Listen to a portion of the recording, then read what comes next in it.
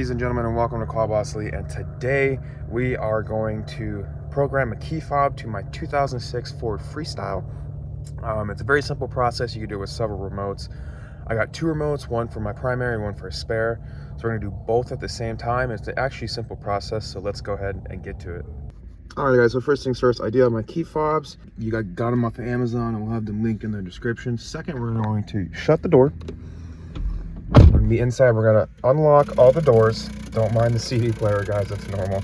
We're going to unlock all the doors, and we're going to go ahead and insert the key, and we're going to turn the key on and off 8 times, with the 8th time being on. So 1, 2, 3, 4, 5, 6, 7, 8.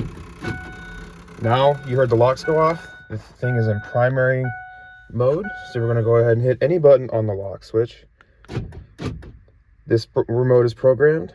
We're also going to do the other one. Now to exit the mode, we're just literally going to turn off the key.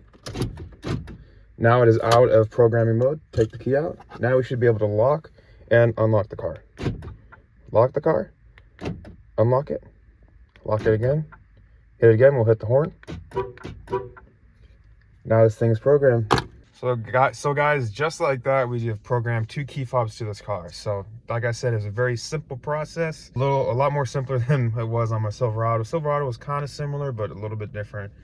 But guys, that is it. That is all this video entails. So I hope you guys did like this video. Please give this video a like. If you haven't already, subscribe to Car Boss Lee.